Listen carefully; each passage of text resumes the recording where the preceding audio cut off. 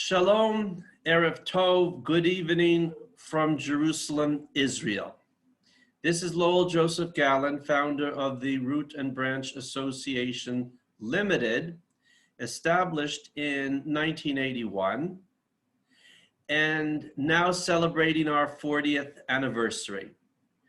I would like to welcome our viewers and listeners worldwide and our live Zoom studio audience to this evening's program in our Root and Branch Association Limited English Language Conference and Lecture Series, broadcasting from Jerusalem, Israel, and now celebrating the start of our second quarter century, having just concluded our first quarter century from January 1995 until December 2020. And as I always have begun to do and will continue to do, I want to thank the Orthodox Union Israel Center for hosting our lecture series up until the country was shut down a year ago. That's why we moved to Zoom. We got used to it. And especially Orthodox Union Israel Center Educational Director Emeritus, Mr. Phil Chernovsky, through whom it was possible for us to have our lecture series at the OU Israel Center for 25 years.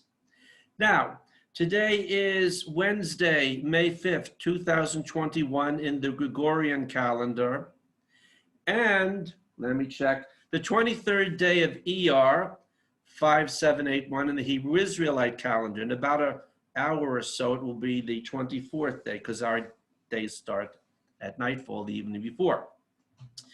We are broadcasting from the land of Israel, city of God, Jerusalem, Hill of the Priests, Givat Hananiah, Abu Tur, overlooking Mount Moriah, where we believe that the third and final Israelite temple of Jerusalem will soon be under reconstruction and stand forever as per the prophet Ezekiel's vision.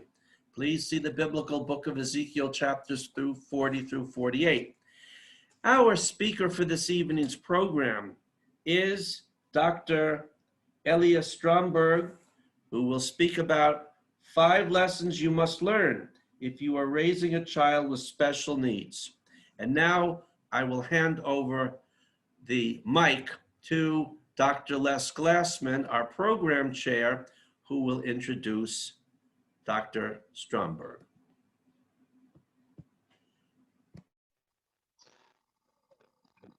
Lowell, thank you very much. And it is indeed a great honor and a privilege to introduce Dr. Eliya Stromberg, who I've known for a few years, and we had the great pleasure of hosting at the OU Israel Center a few years ago.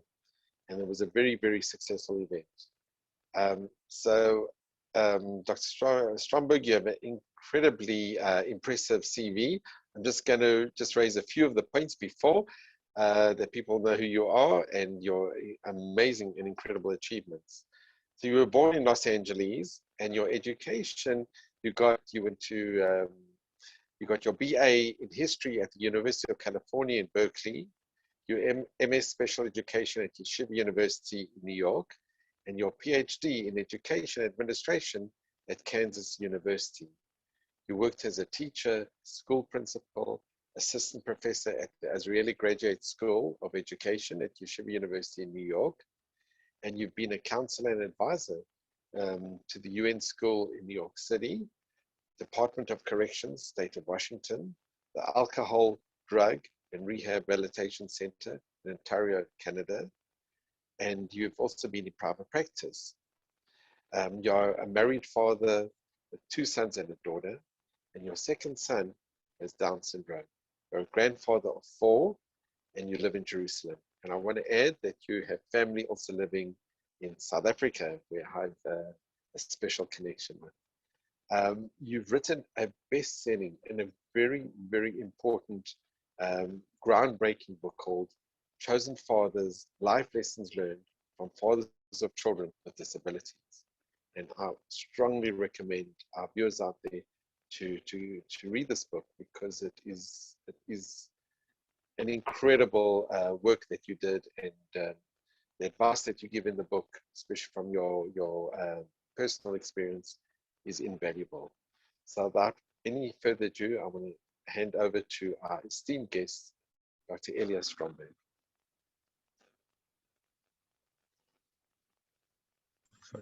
Okay. Okay. Am I with you? You hear me? Great. Okay. We hear you well. Absolutely. All right. Thank you. So thank you for inviting me to come and speak to the Root and Branch audience. It's an honor and a pleasure for me. Rabbi Eliyahu Dessler says that there are only two kinds of people in the world. There are givers and there are takers. And at different times, we're either one or we're the other.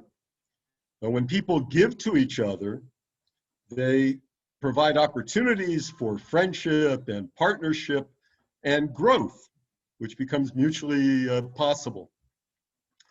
So Lowell Gallen is a giver.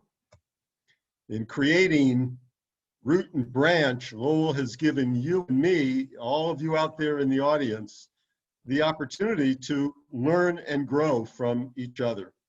So I want to thank Lowell, and I want to thank also Les for giving me the opportunity to learn and grow with you.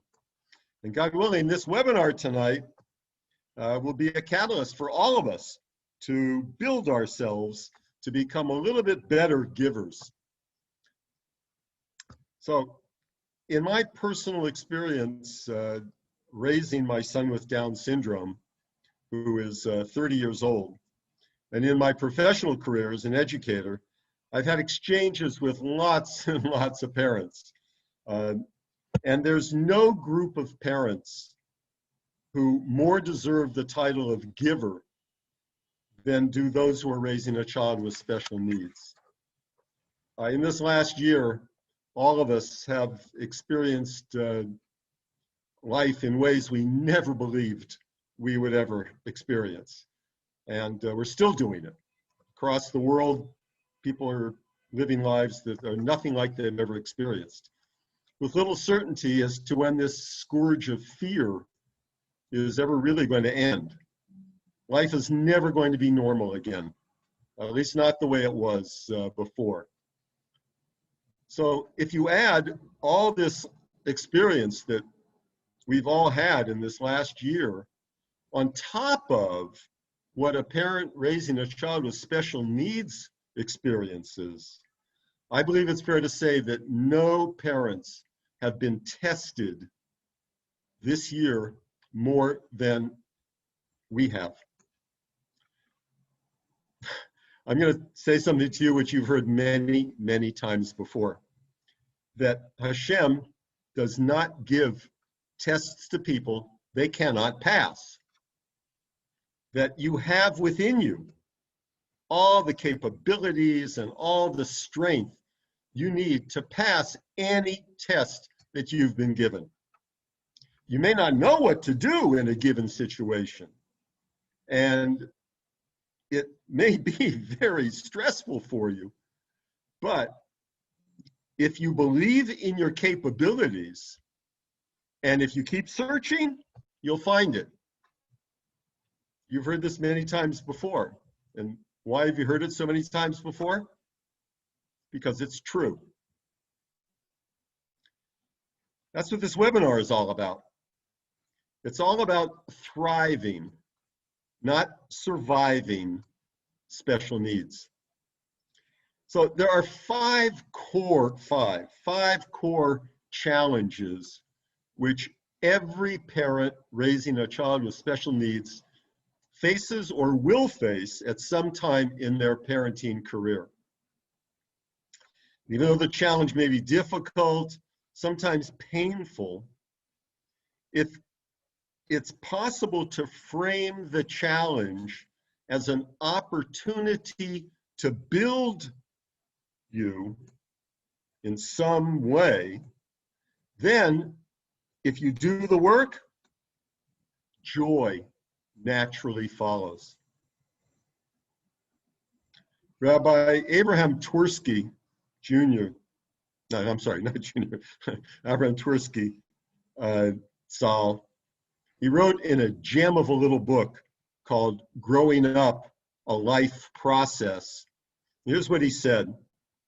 He says, Rabbi Shimshon Raphael Hirsch Saul points out that the Hebrew words sameach, happy, and the word tzameach, growth, are almost identical. Rav Hirsch says we learn from this that it teaches one can have simcha only if one continues to grow. Success finding a solution to a challenge, acknowledging that one has learned something new, or working past a block that's keeping you from getting to where you want to go, these things can cause one to feel joy.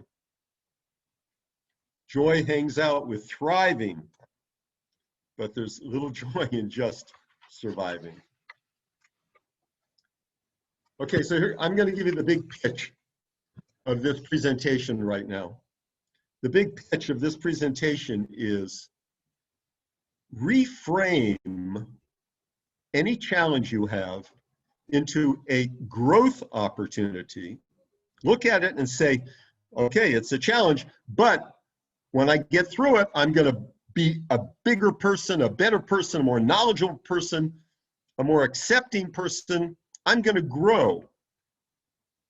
And if you'll do that, when you'll get to that solution, you'll discover the joy of being the parent of a child that you're raising. I've talked to many parents about finding joy in parenting, many parents raising children with special needs. And I very often get pushed back by a parent who does not believe that their situation has any joy in it. Following a talk I gave to parents in England, a mother said to me, she said, Dr. Stromberg, what joy is there for me when my teenage daughter is still in diapers and she's too big and heavy for me to carry, so she spends most of her time in bed. There's no one else but me to take care of her. My whole life is about caring for her. And she can't talk. She only grunts. I'll never hear the words, Mom, I love you. In tears, this mother said to me, what joy is there for me, Dr. Stromberg? I answered her. I said, your pain is great, but at the same time, do you see the great gift your daughter has given you? She has given you the opportunity to reach the most exalted level of giving. Giving without ever expecting to receive anything in return. This is the giving on the level that Hashem gives to each of us. Reframing what you see about caring for your daughter reveals an opportunity to see how you have tapped into a bottomless reservoir of love and devotion that most likely you never knew you had. It may not be the kind of joy that you expected when you became a parent to your daughter, but you can feel good about being the mother you have become. The pain's not likely to ever disappear, but that's not the only emotion that you can have. You can also say thank you to your daughter and feel joyful that she's given you such a gift. The joys of parenting are many. If our child is not like most other children, the joy we experience from our child often is not like the joy that other parents have. But we too can experience joy if we believe it's to be found and we look for it. Okay, I spoke about we think about challenges. We parents of kids with special needs, we're told all the time about our challenges. I don't want to talk about the challenges. I want to talk about the 5 learnings that parents who are raising children with special needs have to master in order to turn those challenges into learning opportunities and get to the solutions that they're looking for and have the joy that they deserve. So I'm going to tell you the 5 learnings right now, and then I'll go through them one by one. Number 1, acceptance is the key. Number 2, you, the parent, you come first before your child. Number 3, harness the power of the 5 teams working with you to build your child. Number 4, make each sibling, the typical siblings in the family, if you have them, make each sibling feel valued and loved. And number 5, the system may be Goliath, but you're David. Okay, those are the 5 learnings. This comes out of the 30 years that my wife and I have been raising our son Ariel, what we've learned and what we've gone through to have joy being the parents of our child and feeling successful that we've done a good job. Okay, here we go, one by one. Acceptance is the key. Now, I've never, ever, and I doubt you have either, ever heard of a young couple awaiting the birth of their child and saying, we hope and pray our child has special needs. If a child is born with special needs or suddenly experiences some trauma which leaves him with special needs, parents must accept what they did not expect or want. More than anything else, the way and the extent of how you accept your child, your situation, and yourself influences everything in your life.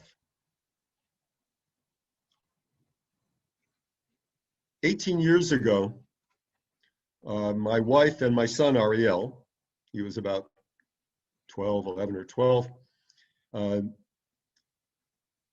Ariel has Down syndrome. They were in a shopping store. They were shopping for a lighting fixture in a store in Talpiot, which is a neighborhood here in Jerusalem. Noticing Ariel, the store manager said to my wife just gave birth to a boy. He's like your boy, meaning that he has Down syndrome, like Ariel. He said,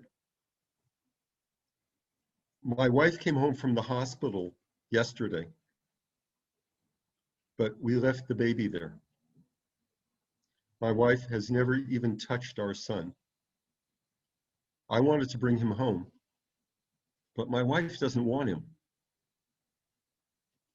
These parents did not attend the bris milah, the circumcision of their son. And he was their bechor, he was their firstborn child. They could not even come to the bris milah. For a month following the birth, the mother's inability to accept that her son had Down syndrome was at the center of every interaction between husband and wife. It wasn't just in the family. The father's parents said, give him up, leave him there.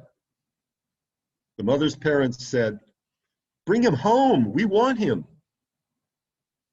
Imagine the mental anguish that the parents were going through as their son was lying in the hospital. Baruch Hashem, there's a happy ending to the story.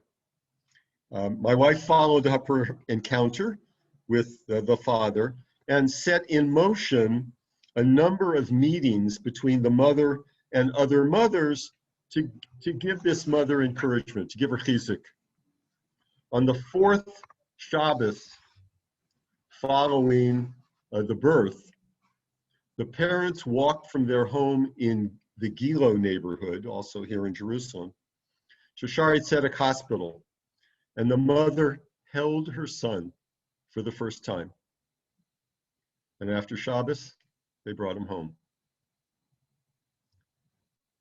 Acceptance, or the lack of it, profoundly impacts on everything in the life of a parent with a special child. Okay, now let's talk about acceptance a little bit. There's one kind of acceptance that you want to have, and there's another kind of acceptance that you don't want to have. The acceptance you don't want to have, I call resigned acceptance. And it sounds something like this. The parent sounds like this. It sounds like parent says, yes, my child has Down syndrome, autism, cerebral palsy, is blind, whatever the situation is. Yes, my child has that. And there are lots of things about my child that aren't the way I'd like them to be. And I'm not happy. I'm not so happy. I'm not happy at all, really. At least not like I'd like to be. But what can I do about it? I mean, this is the way it is. And there just isn't anything much I can do. My job is to just keep going and don't think so much about my whole situation, about what it is. Okay, that's resigned acceptance, what I call. Now let's listen to what dynamic acceptance sounds like. I'm going to read to you from the book that I put together. I interviewed a man who lives in Ramat Beit Shemesh. His name is Eli Shine, and I'll read to you what Eli says. Remember, we're in dynamic acceptance now.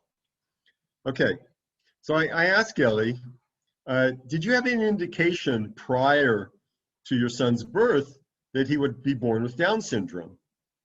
Eli says, no, normal pregnancy, everything was clear, all the ultrasounds showed up everything okay. And the baby kicked like crazy. He said it was a completely typical pregnancy. So Eli then talks about at the birth. He's there at the birth. And he says, I was saying to Hillel, I didn't get very far because the birth was actually quite quick. And all of a sudden I heard, congratulations, congratulations, it's a boy. He said, I heard a very brief cry from the baby and then all quiet. They brought the baby over to the baby warmer, he says, and they dumped him on it and left him there on his own, which he says, I found a bit strange. No one talked. I could tell there was something weird going on. Why was everybody being quiet and not talking, and no one staying with the baby by the warmer? Something felt weird.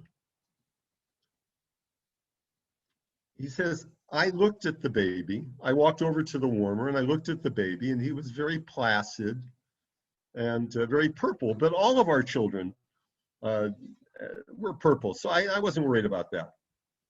But I heard the nurses and the doctors, they were talking in Russian and they were talking in Hebrew, and I couldn't understand them. But I knew something was wrong from how everything sounded. And I looked at my son and I wondered, what could it be? I said, is he okay? Is he not okay? Is he going to live? Is he not going to live? He says, then I looked at his face, and maybe it was the shape of his head, or or his eyes, or I said to myself, I wonder if this is Down syndrome. I mentioned it to the pediatrician, and she said, it looks like it, but we can't tell. There were two birthing partners there assisting my wife, and they said to me, yeah, it's true. One doctor's face, our doctor's face, was completely downcast, almost like he felt it was his own fault, like there was something bad about it. Okay, that's the whole situation that Eli first experiences with his son. Very typical kind of reaction that parents have. Something's wrong, and I don't know what it is. So I asked Eli, what was your first reaction with your son like? Eli says, I guess at that point, some negative thoughts went through my head. I was worrying and thinking, what's it going to do to our family? How are we going to pay for it? Or whatever else was going through my mind. And then, just seconds after that, I felt acceptance. And I said to the doctor, can I hold him? And he said, sure. I asked myself, as I'm holding him, I said, what's the good that can come from this? I thought, what better can there be for my family? Like, ultimately the biggest struggle for kids nowadays is learning how to give, right? Givers and takers, learning how to give. There's no place for them to give. So this would be a good opportunity for my children to learn how to give to their little brother. So I took my son in my arms and I worked up the courage and took a deep breath and said to my wife, Abigail, I said, we have a special baby. And she said, oh, such a special baby. The first time I said it, she didn't get it. So I said, just so you should know, Abigail, this is a special baby. He has Down syndrome. We can't be sure, but it looks like it. And she was truthfully okay with it. Immediately. It was a beautiful fortune we had that my wife and I both felt acceptance. Okay, that's part one of the kind of acceptance that I'm talking about. Accepting it. This is what we received, and this is what we have, and it's good. But Eli and his wife are dynamic.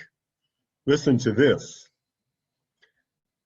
They made a Shalom Zacher, the celebration on the Friday night preceding the bris. So they wrote a letter, which they sent to the people in their community in Ramat Beis Shemesh. And here's what the invitation said. With gratitude to God, we would like to invite all of our dear friends and neighbors to a pre-circumcision celebration at our home this Friday night.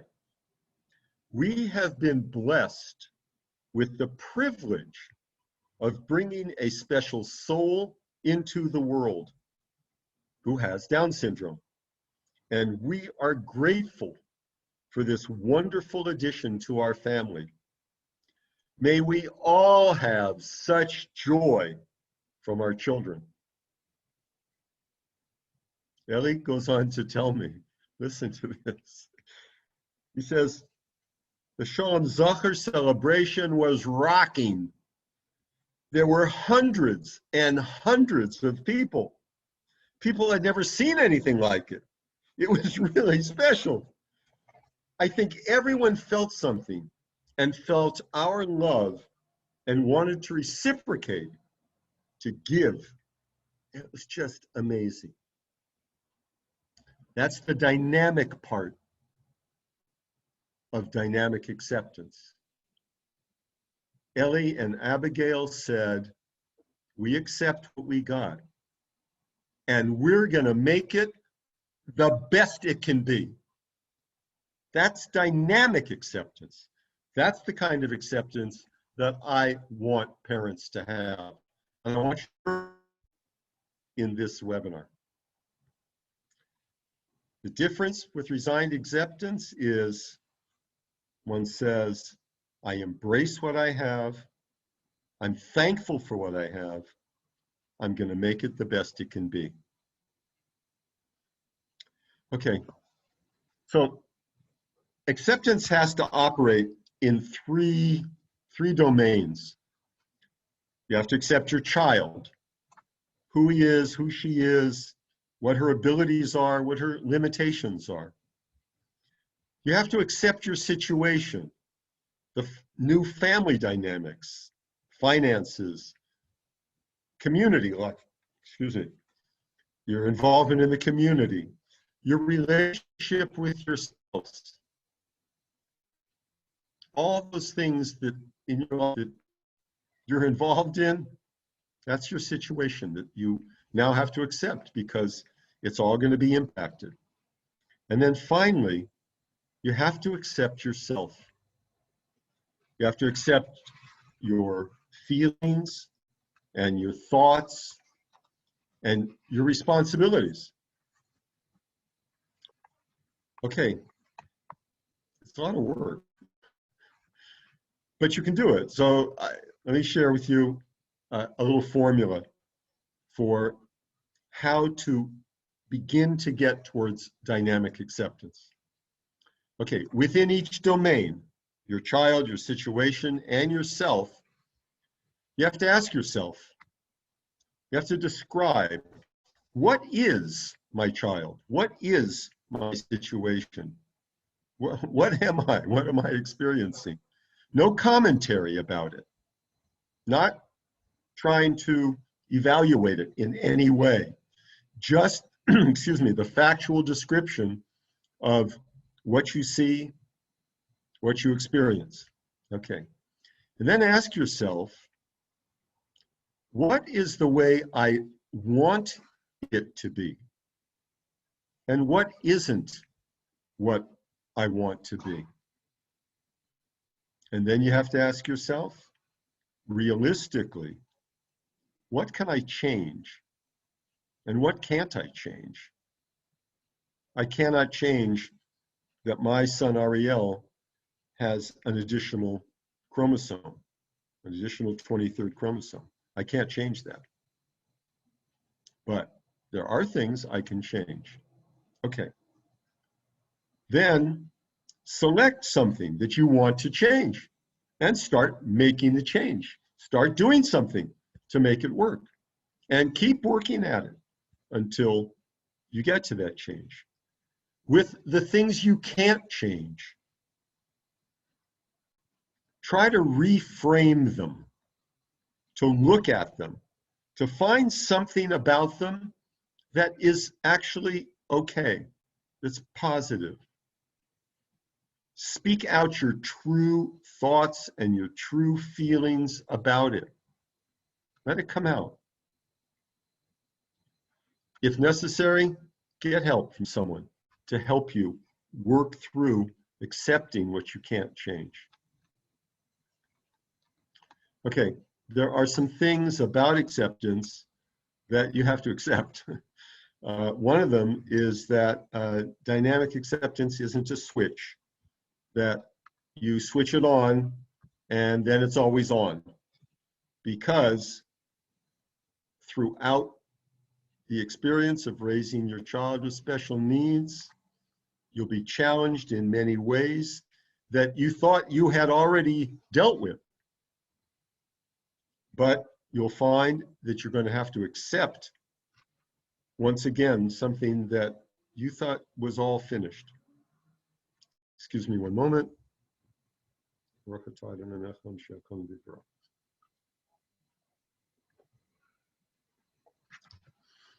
A father that I coached told me how he struggled in the first several years to accept that his daughter had limited cognitive abilities. But that by working on himself and redefining his expectations, he came to accept his daughter's capabilities. I helped him to focus on his daughter's strengths rather than see her weaknesses. He was successful in doing this and was accepting and at ease about his daughter's situation, about his daughter's abilities. So just recently, as a teenager, she was being evaluated here in Israel by the Vad HaRevacha, which is the social services division.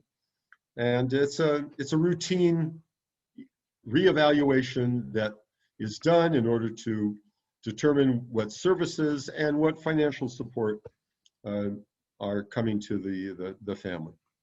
So his daughter was asked by the examining psychologist to copy pictures and patterns with a pencil and paper.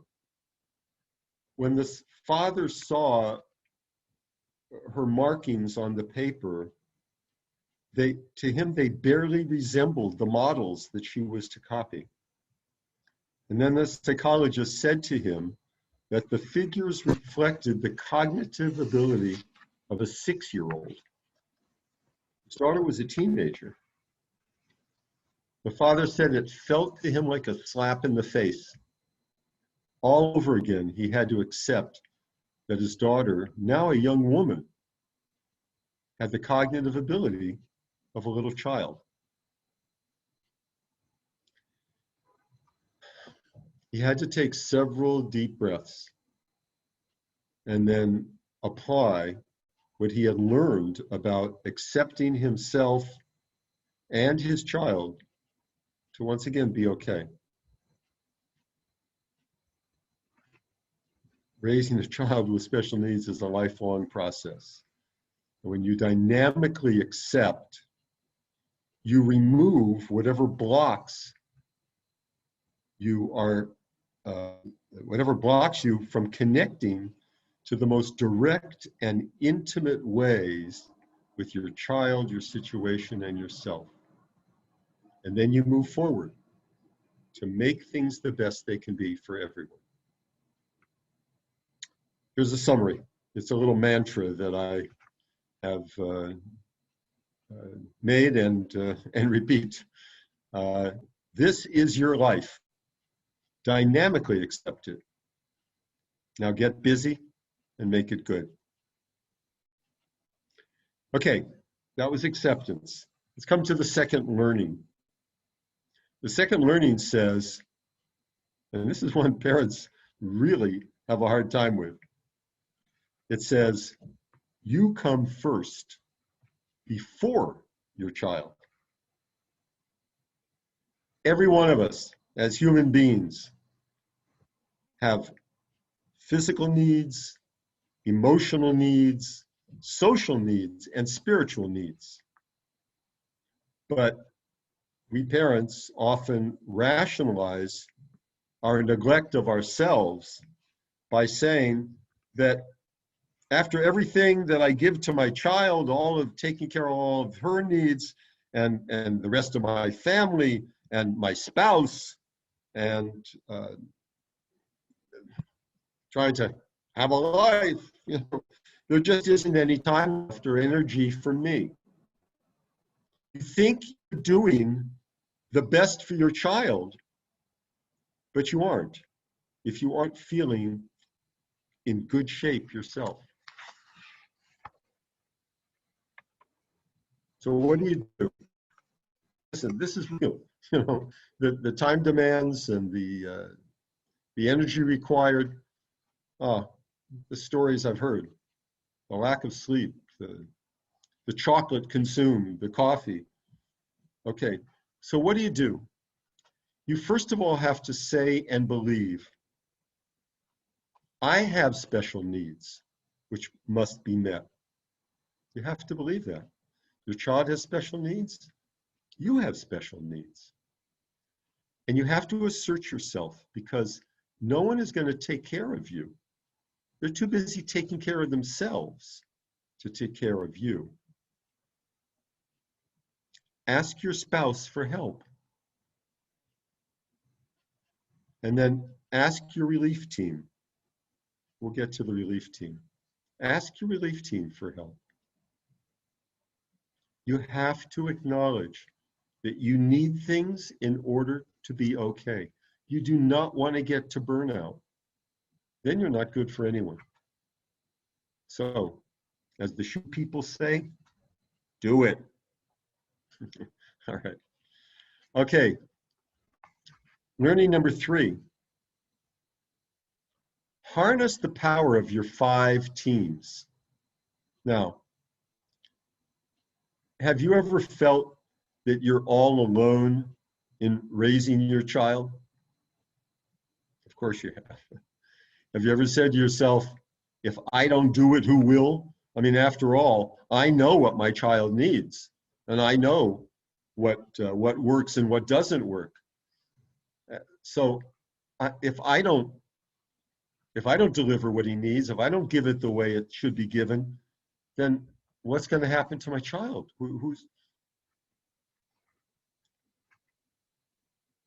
Okay, all of us, we've all been in that place. We've all said it one time or another. Believing that all the responsibility is on us alone leaves us exhausted, overwhelmed, doubtful of our abilities because we don't always know what to do. And then feeling isolated and alone. Okay, lots of other feelings, I'm sure. But all the responsibility to build our kids is actually shared by your 5 teams.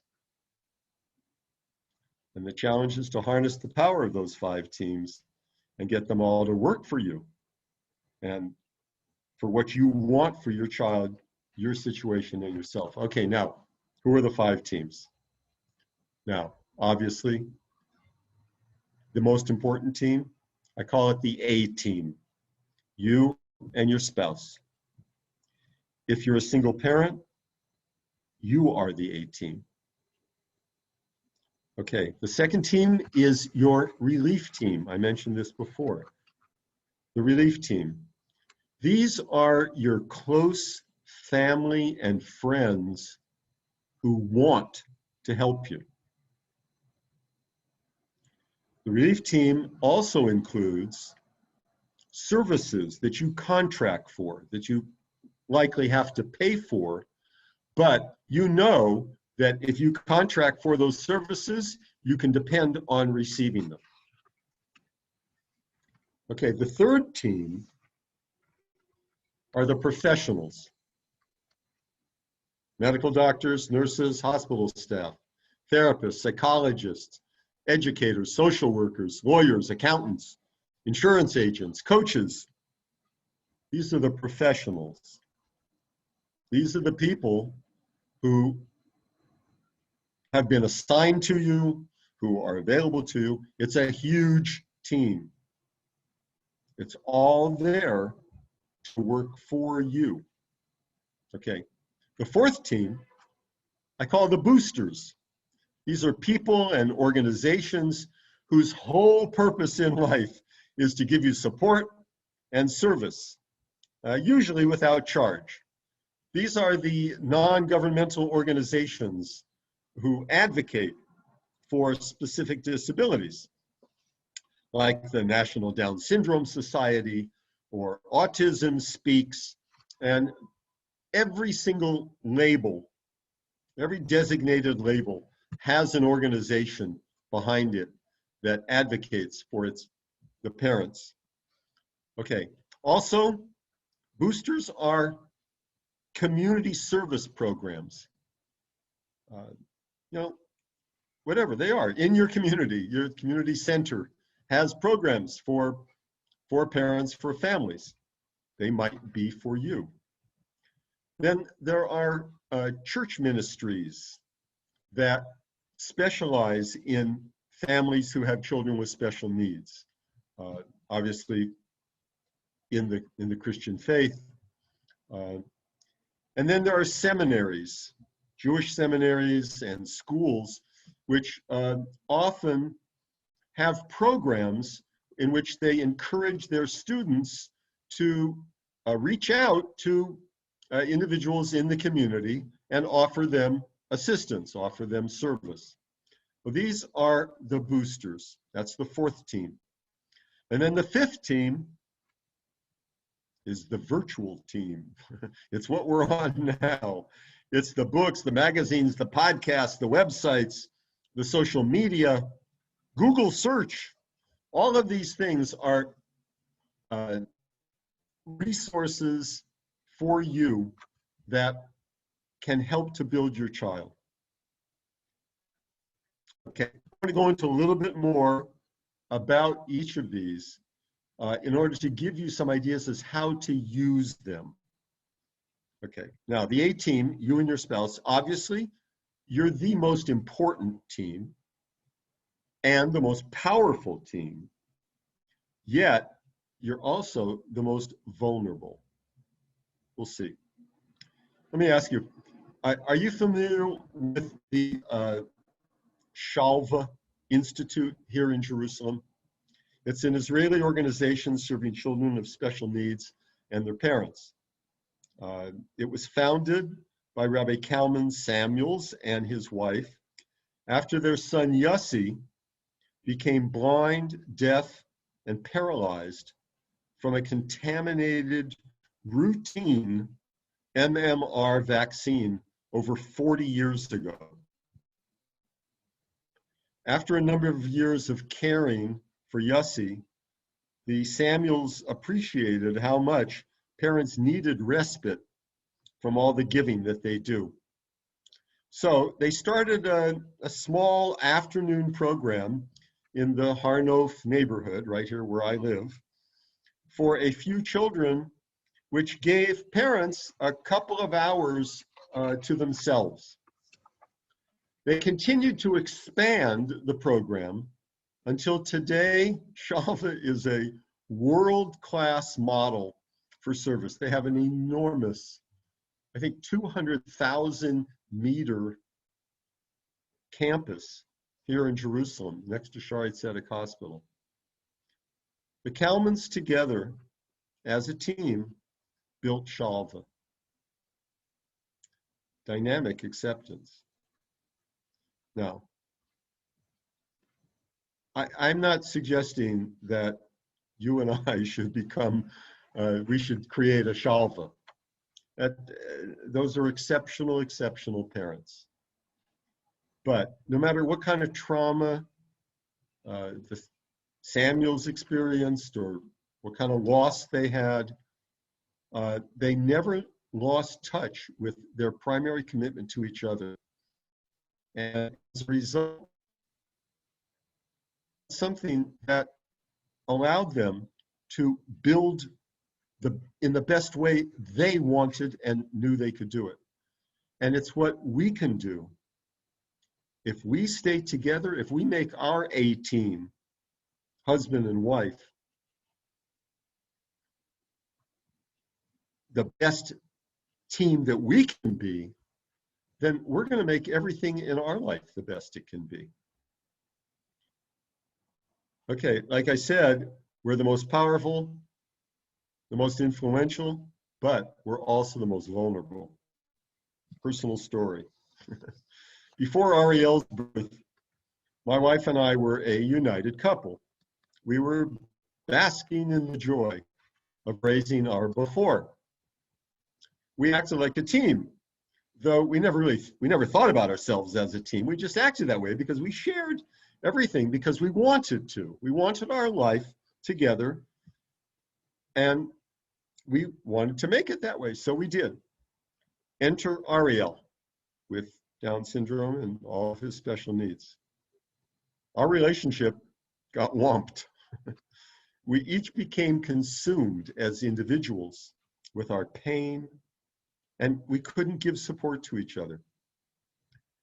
we had expected, as we awaited the birth of our second son, or second child, we didn't know it was a son. We expected that there would be additional attention that would have to be given to him, and we weren't prepared for the doctors and the therapists and the social workers and just what it was doing to our life. It was upending our schedules and taking away our focus and our energy on our firstborn, and it was difficult, to say the least. We're on an emotional roller coaster and drained physically. So, in the midst of all this, I developed some bizarre thinking. Here's how it went. I said, now, listen, Ariel has a genetic anomaly. That means it was inherited. But there's no history of genetic anomalies in my family, not as far as I knew. So it must have come from my wife's side. And I concluded that Ariel's Down syndrome was all her fault. I was not dynamically accepting my situation at this point, and actually began, catch this, I actually began to log how much time I was caring for Ariel and how much time my wife was caring for him. And then when a new time demand came up, I would go and look at my log. I kept it privately. I didn't share this with my wife, believe me. Okay, so I would go and I'd look at it, and I would determine, according to how much time I had spent that day, that week, whose turn it was to give care to Ariel. If your A team is stressed, you should know it's normal to be stressed. You're under a lot of stress. But you should also know that relief comes. So don't ignore it. Open up with each other, with your A team, you and your spouse, that you feel stressed, and ask for help. I mean, A team says our relationship comes first. If we're okay together, then we can face anything. Okay, a little bit about each of the other teams.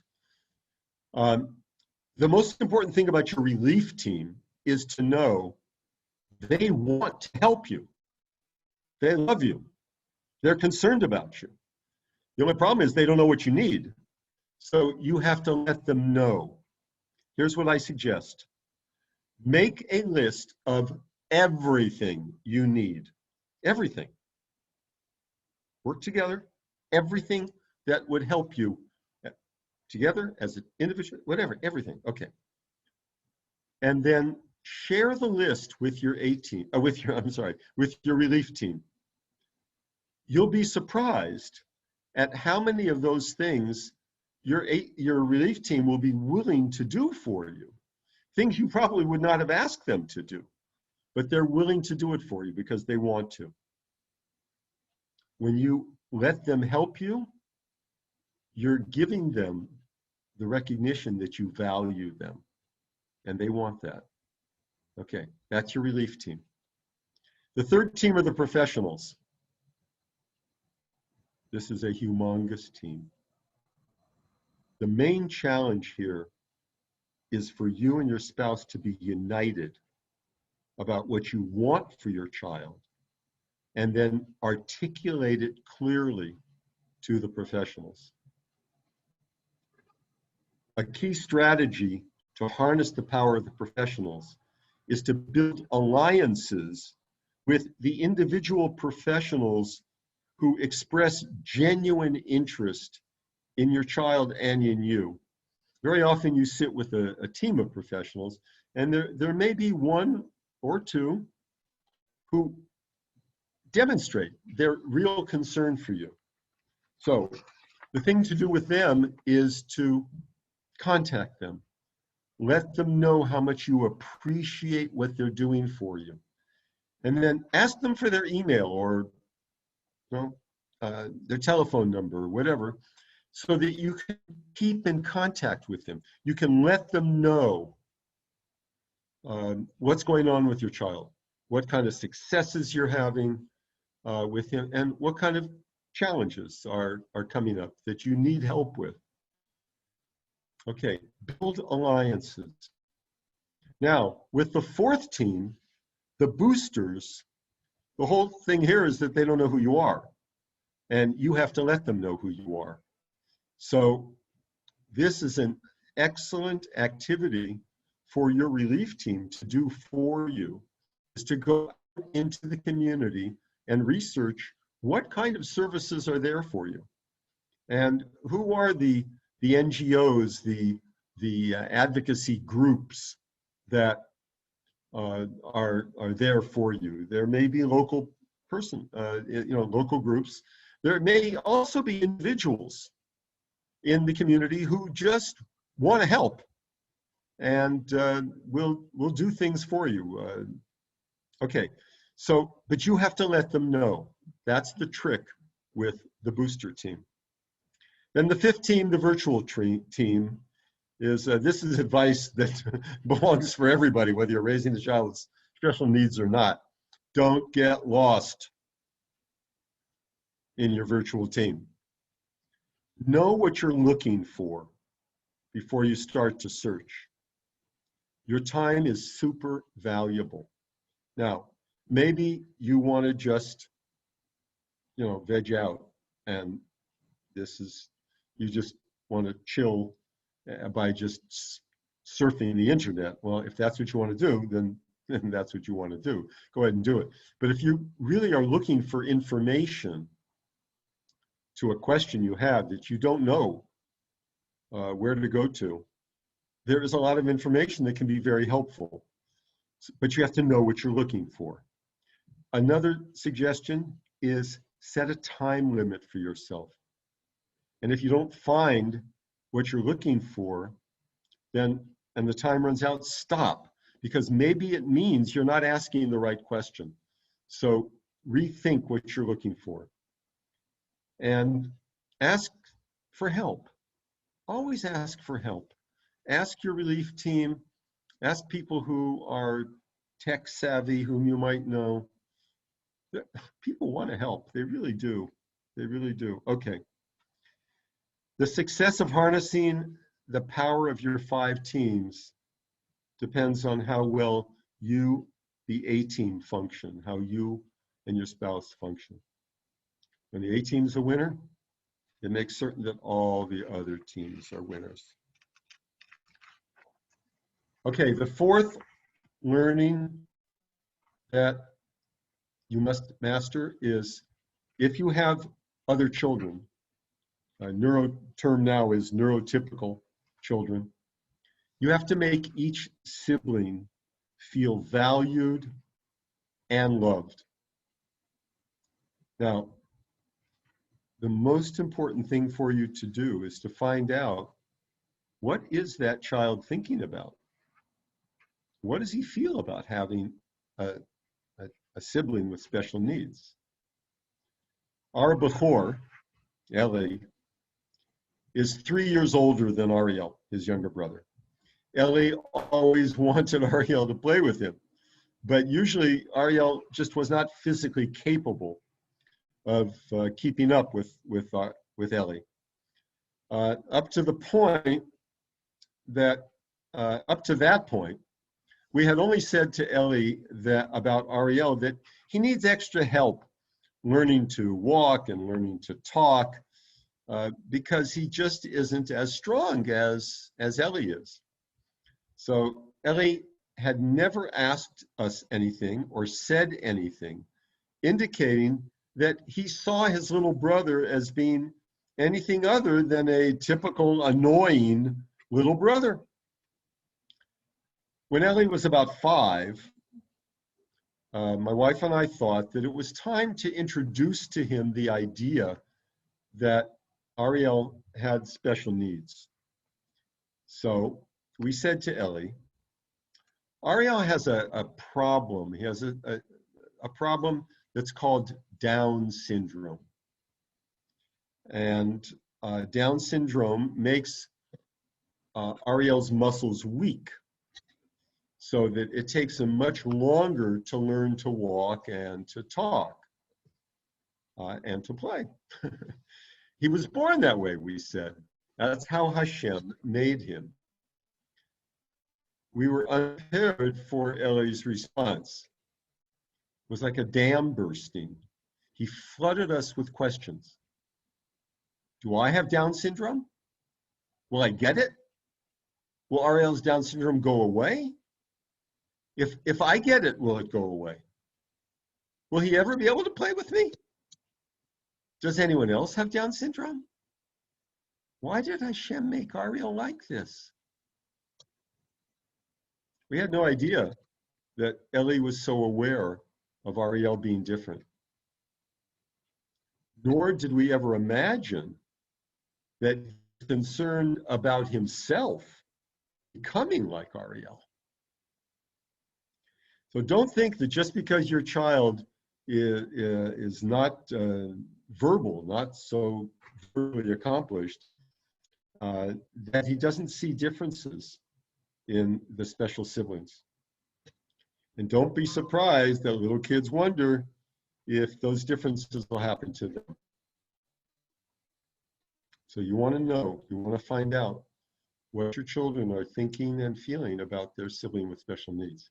Now, when they become teenagers, it's a whole different and additional kind of, because teenagers, as you know, depend so much on their peer group for feeling valued, feeling accepted, and for getting direction. So typical teenagers who have a sibling with special needs often have a very difficult time connecting with their peers because the peers have no understanding, they have no clue, no experience of what it means to have a child with special needs in the family and how that child demands so much attention and energy from everyone, including the siblings.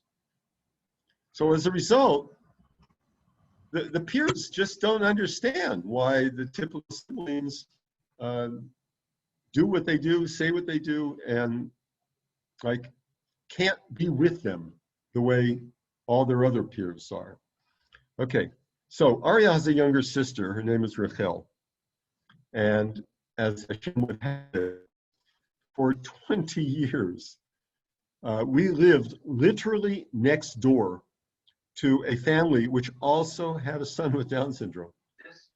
Shana, a daughter in that family, was the same age as Rachel, and they were in class together. And to this day, they are still best of friends. So my daughter, Rachel, reminded me that on the first day of school, one year, when she was 12, I think, the daughter directed the girls to pick someone to share a table with. And Rachel and Shana sat together. After giving the table mates some time to schmooze with one another, the teacher asked each pair of girls to introduce themselves and say one thing that they shared in common. My daughter said, "My name is Rachel Stromberg, and we both have brothers with Down syndrome." Remembering that moment, my daughter started to laugh and said to me, the teacher was floored. She didn't know what to say.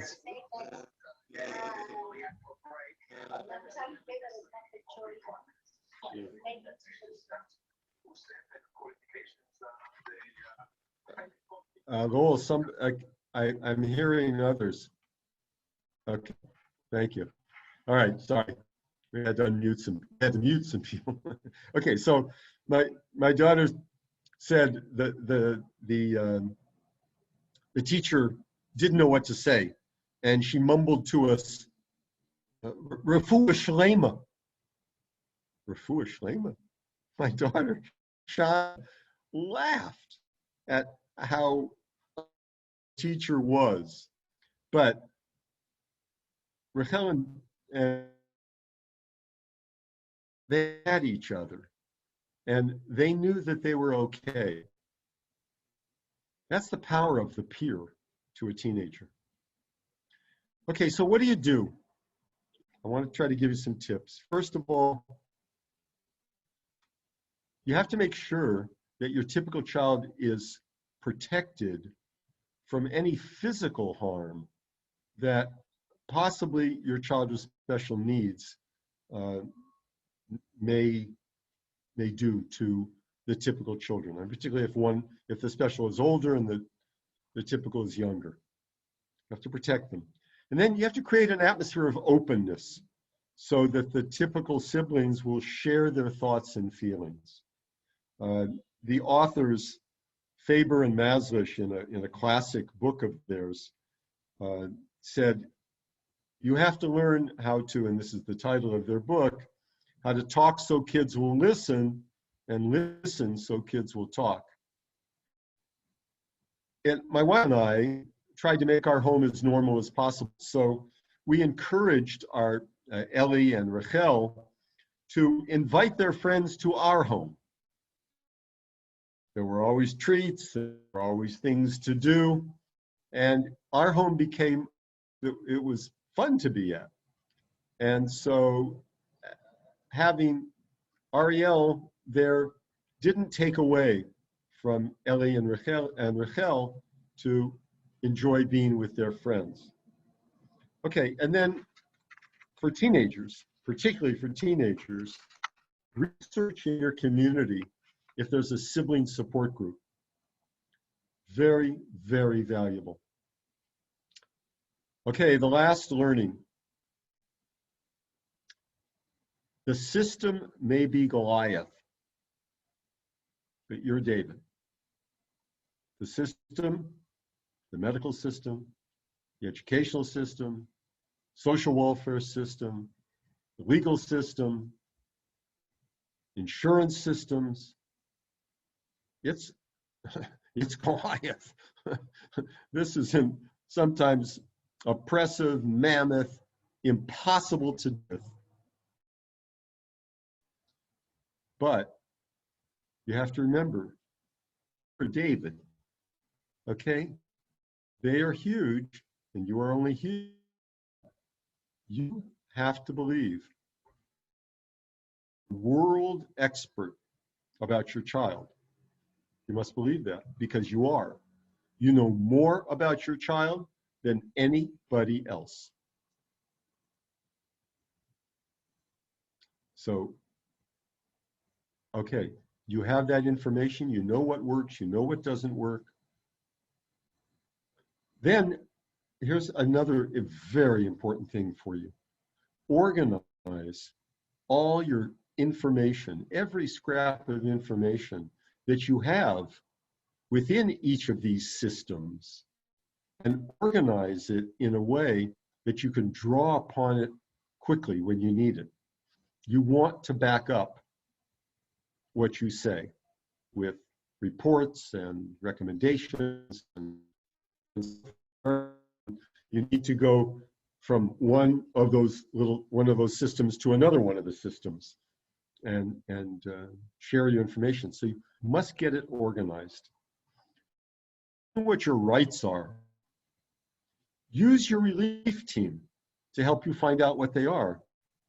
Go to the boosters and find out what kind of rights do I have regarding my child.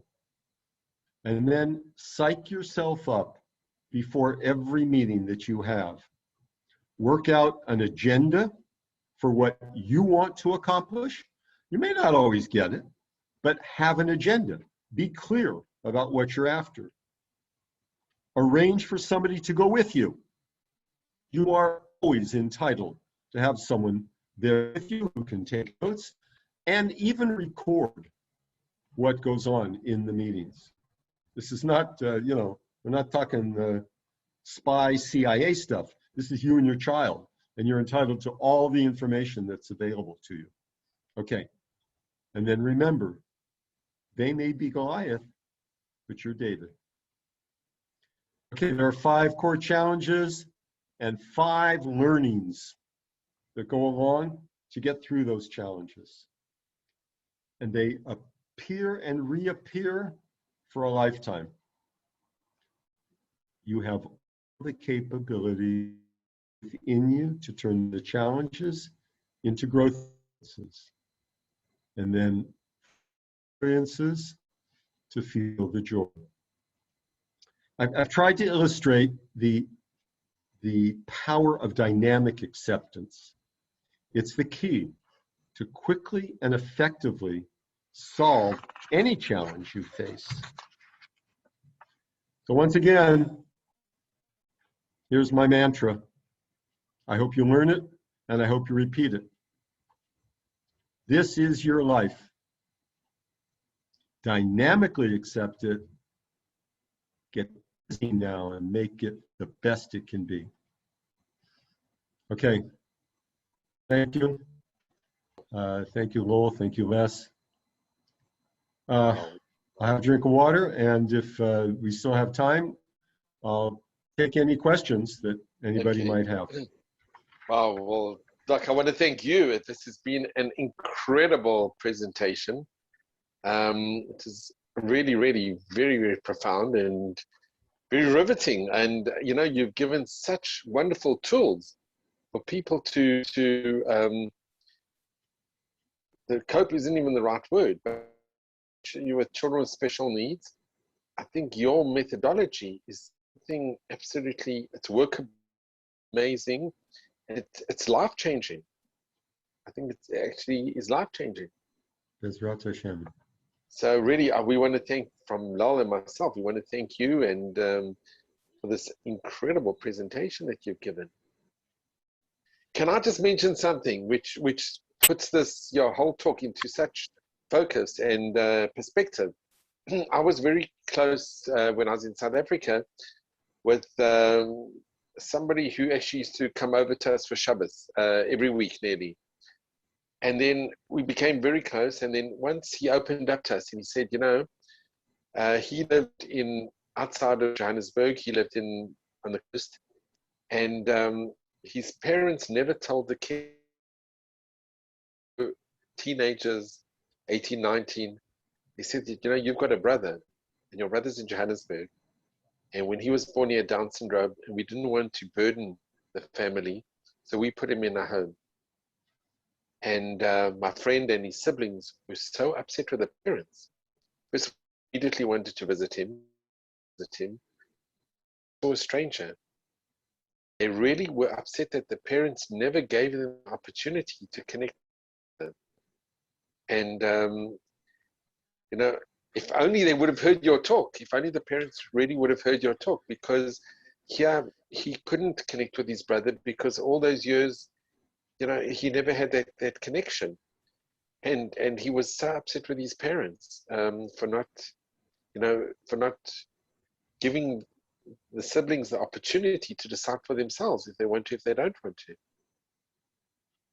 You know, fortunately, Les, times have changed, and we live in a much more open society than we did 30 years ago when Ariel was born. I mean, the language has changed. Use the words retarded and you know, backward and mongoloid. 30 years ago when Ariel was born, those words were used. I mean, that's what we had to deal with, that kind of thing. You know, Ariel was defective. So thank God, you know, things have changed in that respect, and it's much more for parents to be open about their children. You know, those parents, those South African parents, then were not able to accept their child, obviously. Yeah. And that's the power of the parents. If they couldn't accept it, then they weren't going to be able to allow anybody else to accept it. And so, fortunately, I mean, the other children had the opportunity. They made the opportunity. You know, they dynamically accepted their situation, and hopefully they also forgave their parents. I think with time they did, but it took them a long time, Of course, yeah, I understandably. It's a big pain. have a question, Eliya. Yes. What statistics, if any, are there on the medical effects of long-term care for special needs children or family members on the caregivers in terms of cancer rates, suicide rates, strokes, mental breakdowns? What you're describing, the amount of time and money, and there's a lot of work to do this right, like you said, That's true. and even in societies where, and every country is different, there are backup systems and services from the government, which varies from country to country. Life is difficult. Life in our pre-Messianic era, or at the very beginnings of the Messianic era, is still colossally difficult for most people. Even till today, a small number of people are rich. There's a slightly larger number of professional and academics and business people who are middle class, which varies from country to country. Most people are poor till today.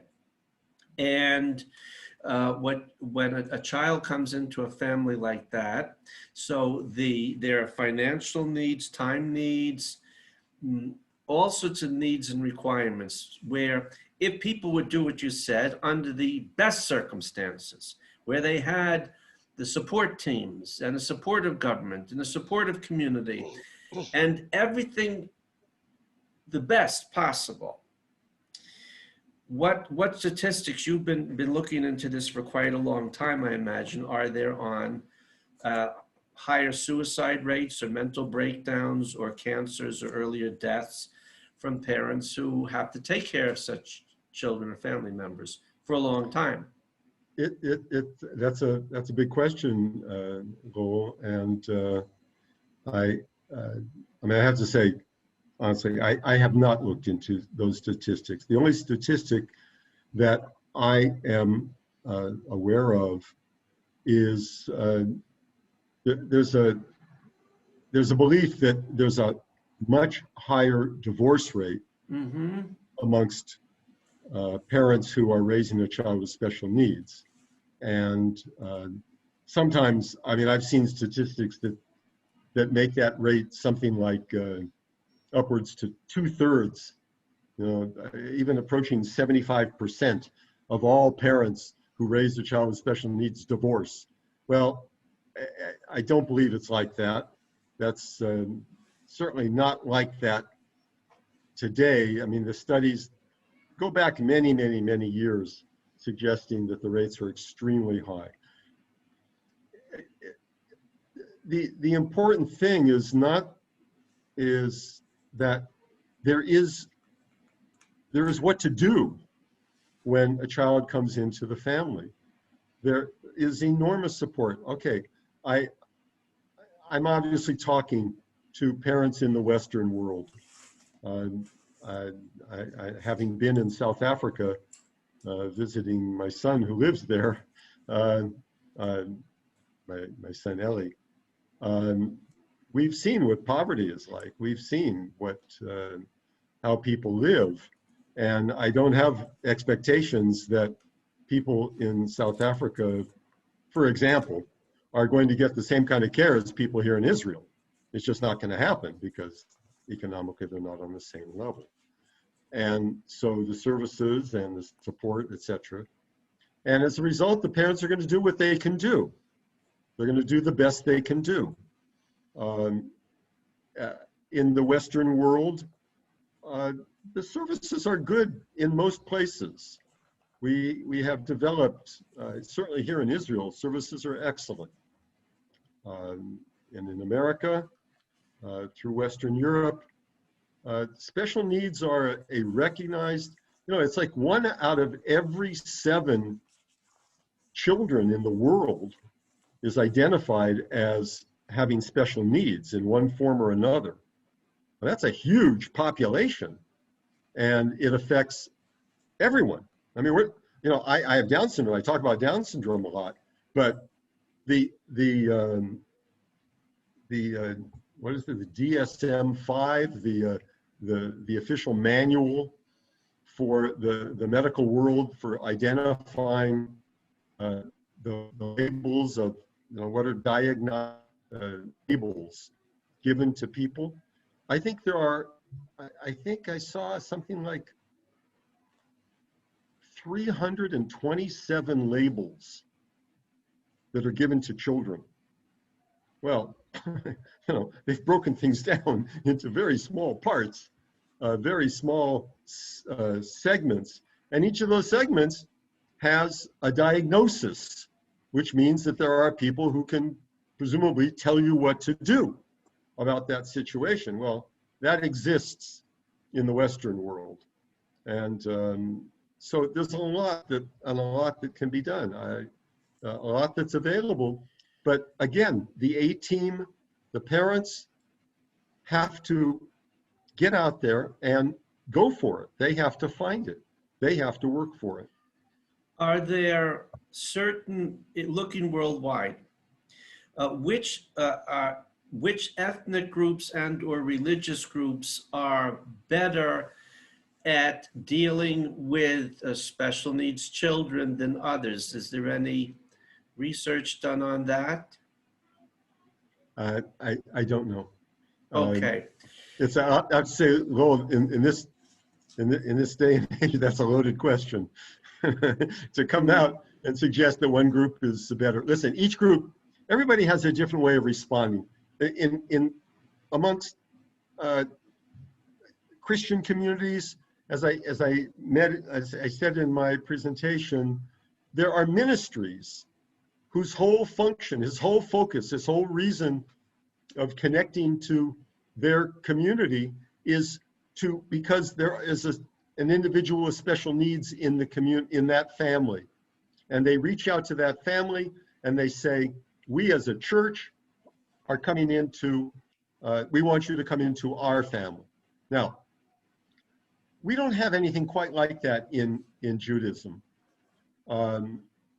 But we do have in our, the rabbis understand that these neshamas are very special.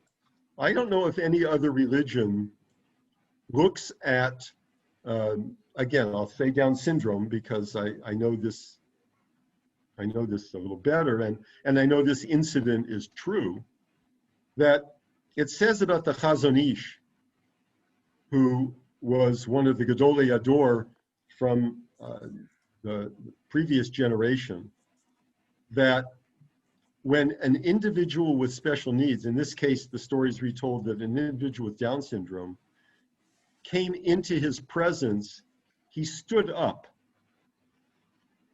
in honor of that individual because, as he expressed later when he was asked why, I mean, you don't stand up, with all due respect, Rav Karlitz, you don't stand up when everybody else walks in. That he said, this is a neshama which is an elevated neshama. This individual isn't liable to do many of the things that a typical person is required to do. That girl, that teenage girl that that I spoke about in England, whose the mother was caring for her, that girl is not expected to get up every Friday, and she's not expected to light Shabbos candles. She's not expected to take challah because she can't. The Chazon Ish was saying, because she doesn't have to. She took care of those mitzvahs in another incarnation. And she's here now to be here just as she is. Well, that attitude is an amazing attitude to have, to say that every neshama, every Jewish body that's walking the earth is elevated I mean, every special needs, I'm talking about every special needs individual is elevated. The fact that they can't do things is because they don't have to do them. All right, I now have to put on tefillin. I'll move to another area where the data is very good. Aging, the evidence now is overwhelming. The primary factor in why people fall apart and get old, other than natural aging, even under the best circumstances, isn't exercise, diet, money, it's loneliness, disconnection, isolation. The place where people live longest is not in a hidden valley in northern Afghanistan or the Caucasus, it's in Okinawa. The people have the longest lifespans. This has been studied. One of the reasons is they have a very good climate, they eat very good seafood, and the primary reason that they live so long in Okinawa is that they have extended families where there's no concept of retirement. As you get older, you just go to doing things that are easier for an older person to do. And you always feel you're important, you're part of an extended family until the day you leave. And as a result, the physical and mental condition of people in Okinawa who live to astonishing old age, 110 or something, it has no parallel in the rest of the world. The second closest runner-ups are people in their 80s running up and down the mountainsides in the Caucasus Mountains. Those stories are well known. In a certain part of Afghanistan, there's the famous story by James Hilton about Shangri-La. But Okinawa outdoes them all. Now, so the idea at first glance that perhaps care is better in the Western world, well, Japan is an advanced country, than other parts is not necessarily so. Looking at 200 years of psychiatry, going back to Pineal, it turns out that the best care that was given to people who were disturbed were by the Quakers in early England, who established residences. We don't know what, they didn't torture them, didn't do lobotomies, electroshocks, and all the other horrors of so-called modern psychiatry, most of which are now illegal, fortunately. Baths and all sorts of substances, wearing all sorts of special restraining. We don't know why God created certain people the way they are. We're obligated to take care of them, and they did. And they found that love and affection were far more effective than simply making people apathetic with psychiatric drugs, which in not a single case repair anything. They simply repress symptoms. And it's been found with people with schizophrenia, leaving undefined what schizophrenia is, because it's a term that, let's say there's a term. The way in which people are cared for in Africa and Asia, in places which on the surface would seem to be more third world and primitive, is far more advanced, and the recovery rates are far better than in Western countries where people have extreme isolation and are doped up with all sorts of drugs and treatments. Now, there is in Israel something called Soteria House. They're expanding. And the founder of Soteria House was a Jewish psychiatrist in California in the early 1970s, who said, wait a second, I want to see if I can do a better job of treating people with schizophrenia than the powers that be. And as soon as he did without drugs, I can't hear you, Eliya. You're muted. Yeah. I muted myself because I wanted to ask my wife. Okay. I need my power cord. This is coming back to the issue of special needs people, physical, mental, that, what was his name? He, as soon as the results came in, he got a little grant that people in his treatment with a loving, warm, caring environment started to recover in many ways from schizophrenia. This was very threatening to the powers that be, and they saw that he lost his chairmanship in his department. I don't have to tell you how vicious the academic and scientific world can be. In many ways, much more than the business world, because there's a pretension to higher culture and behavior, which often is worse. So what does this have to do with anything? That with people with special needs, people who are mentally and physically handicapped, the way in which they're dealt with is not necessarily better in the so-called advanced countries. Again, one of the key issues is extended family relationships. And one of the big killers the last year that people have been shut down and shut up in their homes. You can't see your, I'm not even going to start to deal with the hot potato of whether there was any scientific basis for this the last year. There wasn't, as it comes out now. And the results were suicides, mental breakdowns, etc. This certainly couldn't help with people already starting with additional burdens on their heads. So that's why I was asking about different ethnic groups, different religions. And I know that a couple of years ago, the head of psychiatric services in New York State came to a conference in Israel, and he said, I became a doctor to look into this because my brother is schizophrenic. He said, the support networks that you have in Israel, we don't have anything like them in New York State. And also still in Jewish culture, there's less isolation, especially religious Jewish culture, for parents and elderly people and people have special needs, handicaps, whatever that may be, than there is in Western culture, which has become a real killer, with, again, the primary factor being isolation. I'll add one more point. My father lived at the Hebrew home from 2011 till the age of 98 in pretty good condition when his body returned to the earth and his soul returned to heaven, October 16th, 2018.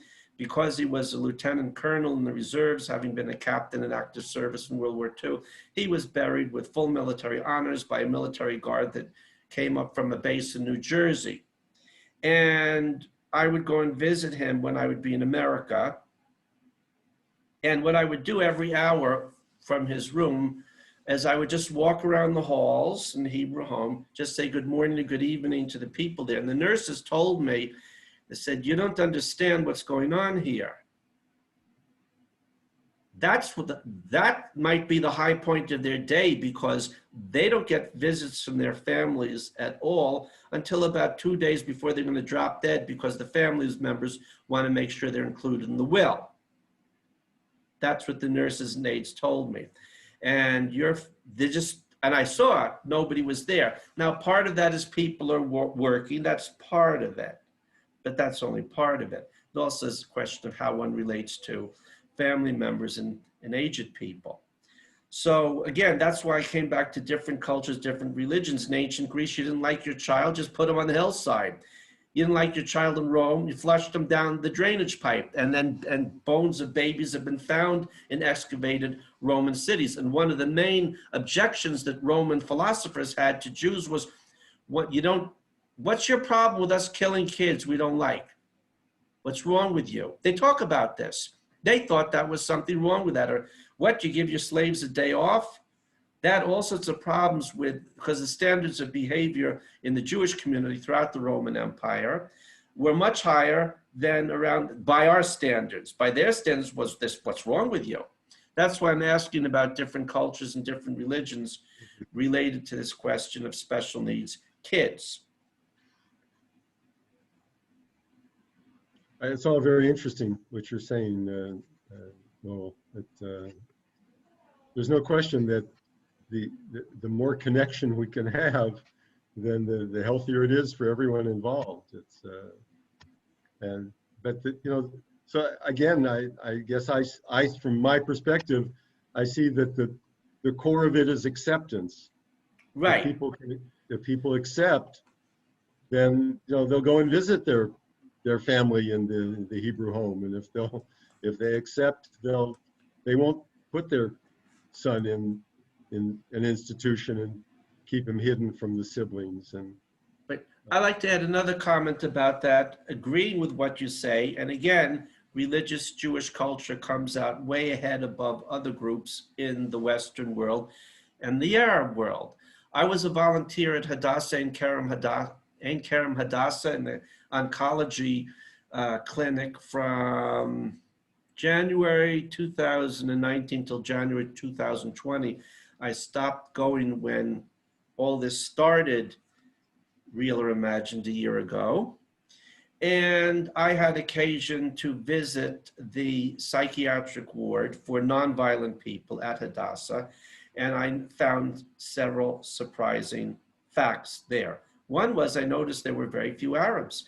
The nurses who were male were very kind and very good to the people, and they were Arab. So I asked them, why are there less Arabs? Is this racism or anti-Arabism? And the nurses said, you don't understand why there are less Arabs here.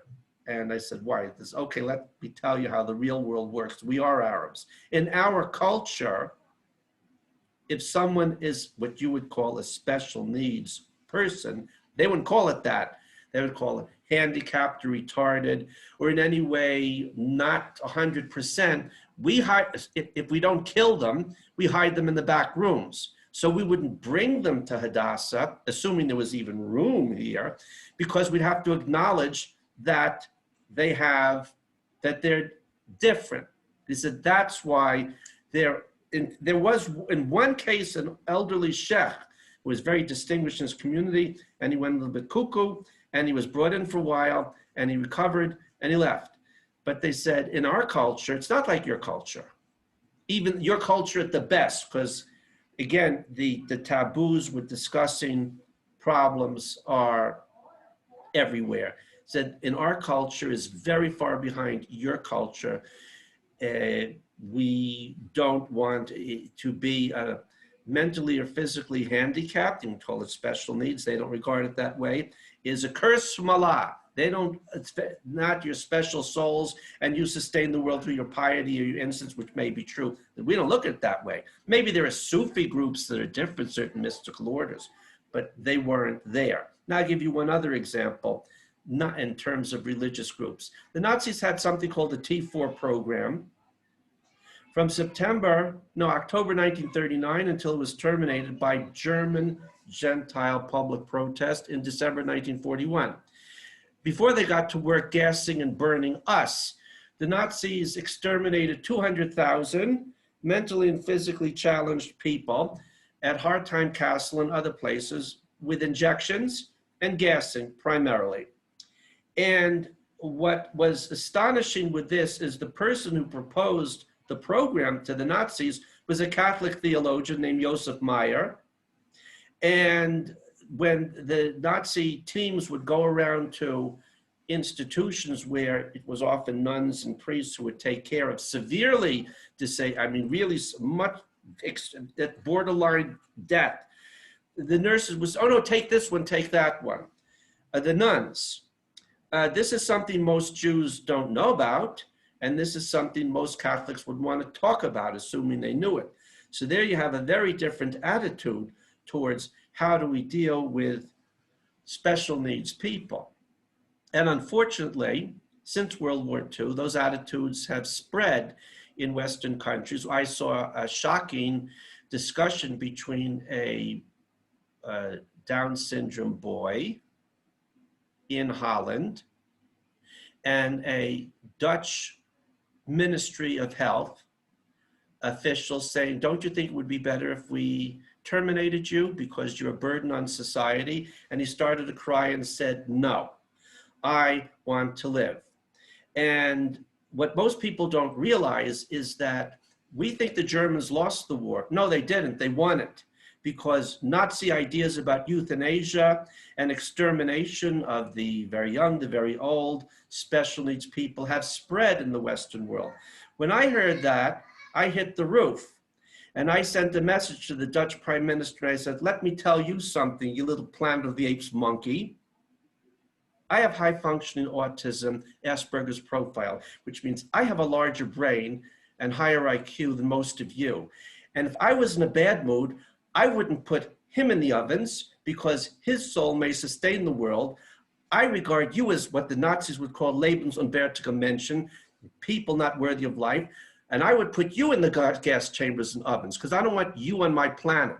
In my planet, we'd have special needs people whose souls may be so special they sustain the world for total destruction, and not little monkeys like you who've decided that you want to exterminate groups that you don't like, which you learned from the Nazis who, and that's another point, Dr. Hans Asperger profile, they call it high functioning autism. Now they don't call it Asperger's. I think part of that is because people in America got jealous of his fame, but there's another reason. Dr. Asperger, why was he researching unusual teenagers in Vienna? The Nazis, ever clever and open to new ideas, said, wait a minute, there are these exceptional supermind kids, and we need them for the war effort. So we're going to hire you, Dr. Asperger, to research them. Along the way, he found kids that they didn't regard so and those were sent to the gas chambers. This is a fact he tried to keep hidden, which is now known. Asperger was a Nazi. And as a matter of fact, so the reason why they were researching savant and super high IQ and super gifted kids is because the Nazis, who were always open to new ideas, much more than the British and the French and the Americans, said, we can use them. Here in Israel, Tamir Pardo, the former head of the Mossad, has a special unit in the IDF, map reading, because their high functioning autistic kids can see patterns that the Bedouins can't see from the tracking units. So we have a better attitude towards that. In my opinion, knowing historically and internationally what's going on, Israel in general and the religious community in particular, if I was writing the report cards, I would give it a AAA compared to the rest of the world. That, of course, makes the Jew haters hate us even more. And I'll make one other comment. Mr. Christensen, Corey Christensen, Les knows who, resigned from the Nobel Prize Committee when they gave the Peace Prize to Abdul Rauf al-Khodbi al-Husseini, nicknamed Yasser Arafat, in November of 1994. I came to work with for the next few years with a campaign to move embassies to Jerusalem, said, let me tell you something. He said, I'm going to tell you why we Europeans hate you Jews so much. And he spent his whole life supporting Jews in Israel till he died in December 2005 in his 80s in Norway. He said, one of the reasons we hate you so much is not because we hate you because of the Christian tradition of anti-Semitism. We hate you because despite everything we did to you and or permitted to be done to you, that even after that, you still flourish and blossom and are successful. And that rots our bones with envy and hatred. That's why we also have Judeo-Nazis and genocide against the Palestinians. We have to say these things because we can't handle that you're still alive, that you didn't throw yourself on the fences, in the electric fences in the camps. And we hate you even more. So what you just said about the success in Israel, especially in the religious Jewish world, of dealing with special needs kids, will make them hate us even more because it's in their bones. Now I hand it back to Les for his comments and questions before we conclude our 7 to 9 p.m. program.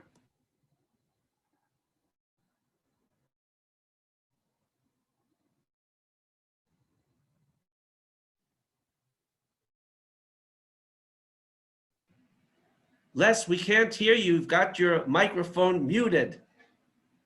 Sorry. Right. Okay. Okay. There we go. I just want to add on a little bit what you said, Dr. Eliya. You know, I've been very blessed that I have some Down syndrome patients through the years, and one in particular that I adore, and he's my best patient out of all my patients. He comes in and he hugs me, and you see a pure neshama. You actually see a pure neshama. And I think this is what distinguishes Down syndrome from everyone else, is that they don't know, that they can't lie. The neshama is so pure that they just, it's an amazing thing to see and to recognize. And I think another incredible thing, and this is, you know, just culminating what you said, Lal, and what you said as well, I'll just mention, but I have a relative, and I know very close friends that have actually stood and there's one family in particular that lost their Down syndrome, and people actually said, "Mother, you must be relieved." It was very hurtful for her. It was people from abroad that, you know, that maybe you're relieved, and now you more free. And she was so upset with that statement when that person, you know, so insensitively said it to her. But they went on to adopt a Down syndrome child. And I think this just shows the uniqueness of the religious community that I know of, that to foster a child, they've got their own children, and there was a Down syndrome child that the secular mother didn't want and was left in the hospital, and they were approached. And they said, "We will foster," and they fostered this child till he was in his late teens, and gave him a life. And I think this shows the uniqueness of the Frum community, especially here in Yerushalayim, which you're a part of. Yeah. Yeah. So I really want to thank you for your talk. I think it was absolutely invaluable, if I can use that term, because anybody watching this, you've really given people the tools how to cope with special needs. And I think your methodology and your 30 years of experience is totally and absolutely, it's just incredible and so helpful to everyone. So really, kol hakavod, well, to you and your wife, and you've really said it as it is, that there's such a high divorce rate, which is understandable, but it looks like your family, you pulled together, and you've turned a negative into such a positive, if I can use that phrase. No, thank you, Les, for the comments. Listen, this is, we have choices. This is what Rav Dessler also talks about, how besides being givers and takers, we're judged by the choices we make. When we're confronted with something that we can turn to the left or turn to the right, in those few opportunities where we really are making choices. So we make the right choices, you wind up with a good life. Baruch Hashem, what can I say? It's not easy. I don't want to give anybody the impression that it's easy, or that, if, I'll be very honest, if you had asked me 30 plus years ago, would you like to have a child with Down syndrome?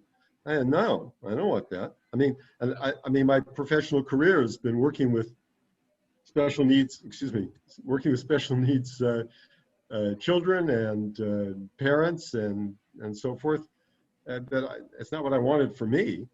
So it's, listen, every aspect of our lives, we have a choice to make. When we have a choice to make, and we're not doing things out of just compulsion and instinct, so to speak, then we have to also listen. I haven't given thanks to Hashem for me personally, giving me my wife, bringing my wife to me, and who she is. I didn't do this all by myself, and get to where I am and be able to talk to you about finding joy if it weren't for her. So we have to be thankful for everything we have, and realize that what's given to us is given to us for good. And that's what Hashem has in mind for us. Not easy. I'm never going to say it was easy, but I'd like we to have it in us to make it good. Les, before you conclude and Dr. Stromberg makes his concluding comments, I want to throw in my 2 cents a little bit more. So I live in Abu Tur, 25 years, right on the border of an Arab neighborhood. I'll tell you what I saw with my own eyes. Arabs and dogs don't get along. For whatever reason, Arab religious culture, that it's not like us, like you'd have a pet dog. You don't do that. And I saw with dogs we had and dogs in the neighborhood that I saw the most, I'm getting to a point here, bizarre behavior with Arab kids with dogs. Now, this is very different from the Haredi neighborhoods where sometimes kids will throw rocks at the cats or something, and the dogs are unclean. This is much more extreme than that. The dogs hate them, and they hate the dogs. And you have a lady, she's a Gentile former stewardess. She has a retreat center in the Galilee for animals, which come in, they're donkeys with ears cut off, no, eyes poked out. Nobody likes to talk about it. There was an article in the Jerusalem Post about it. We have to get her on the show, Les. I have to find out how to find her. But what did I say? There were two Arab young men from the neighborhood who were clearly something, not Down syndrome. They weren't all there. And the animals were not afraid of them. So there was some purity. The animals, you can't fool them like small children. If they're afraid, they're afraid. And they have a radar that adults lose. But the dogs in the neighborhood, including our own, which could be very ferocious, big ones, little ones, often without leashes going around the neighborhoods, they had no fear of these two boys. So the animals sensed there was something pure in their souls and didn't attack them. And that's not the way they felt in general about Arab teenage boys who come into the park who would go after the dogs, or the strangest being growl, grunt, scream, jump up and down. You have to see this, say, what is he talking about? So I saw that with my own eyes. The other point is that people, religious Jews and non-religious Jews and or non-Jews, are not familiar with authentic Jewish teachings, don't realize that in our teachings, the world that we know now, there's nothing normal about it at all. For the 6,000 years since the expulsion from Gan Eden, in terms of Torah standards, there's nothing normal about a world with theft, murder, and rape, poverty, and war, sickness, aging, and death, which has been the rule and not the exception for 6,000 years of human history. Everybody, since the expulsion from Gan Eden, is damaged goods from Hashem's perspective. And everybody, every individual, every family has some problems, issues in their pilgrim's progress. We, in the land of Israel, are coming from the United States, grew up in pockets or old South Africa, relative sanity. We have to deal with 900,000 Tutus being murdered by the Tutsis being murdered by the Hutus. Nobody even knows. 3 million Cambodians. The list goes on and on. We didn't experience that, relatively speaking. But it is not, there's a reason why the sages say, when you get up to heaven or when this is over, God will say, did you long for the Messianic era? What does that mean? It means a person should realize there's nothing normal about the world. We are all here for service. People think, no, I'm here for dinner and shows. I grew up in this world. I'm going to have a nervous breakdown because I don't know whether I'm going to Bloomingdale's or Loman's. I come from that world in Westchester, upper middle class. That's your problem? Or I don't know which cafe to go to before or after I go to the Metropolitan. That wasn't what God had in mind when we came to the Golden Medina. But that's what happened with the various forms of idolatries that set in. So a normal person in the fallen world says, okay, what am I going to do? Whether it's Albert Schweitzer in Lamborghini or Gandhi teaching the people how to sew, or anybody who does the Gemeinde, it's in Austria, they have these SOS Kinderdorf children. That's normal. Anyone who thinks, no, I'm here to go to the beach and have a good time. No, that's not why we're here, which isn't to say there aren't moments for good times. Everybody's here to be a frontline soldier for God, Jew or Goy, and there's a reason why we are trained. We have to be ready when we get up prepared for death and martyrdom to say Shema. Many times it finds us. You may be storming the beaches at Normandy and you may not make it. Sometimes you do. But you have to be prepared. Anyone thinks, no, I'm here for an easy, quiet life, is in the wrong time-space continuum, in the wrong universe, because that's not the way it is.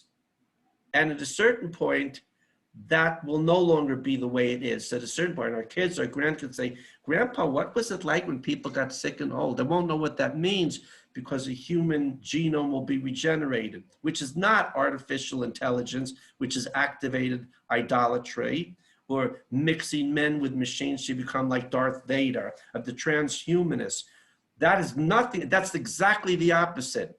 When Hashem wants, the human genome will be regenerated and bodies will be self-regenerated. We all already know that octopuses and reptiles can regrow their limbs. We have the same capacities. Then the fuse box is simply switched off. It's all there.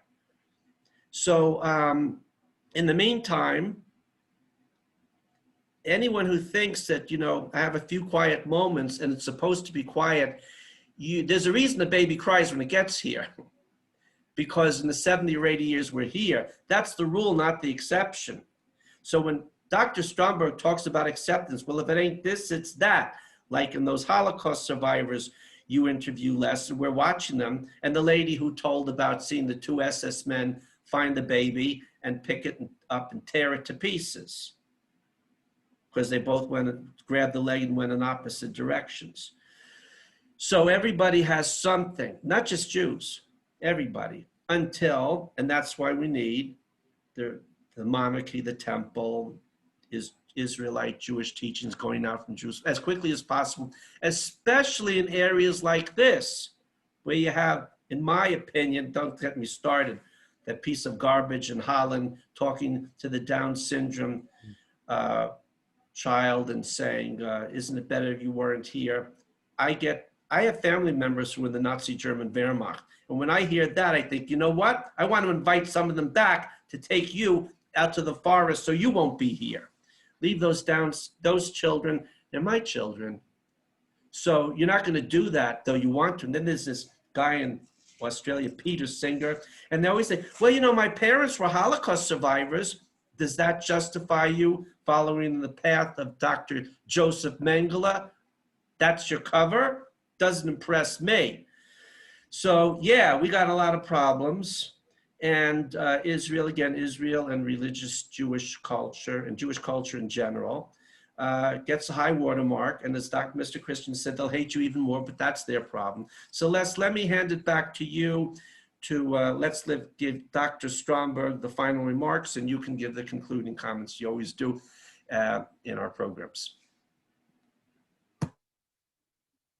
Les, you got to unmute. You got to unmute your mic. There. All right. Okay. Wow. It's been nearly over 2 hours, but it's been really, really amazing. And Dr. Stromberg, really, thank you so much. We really appreciate your time and your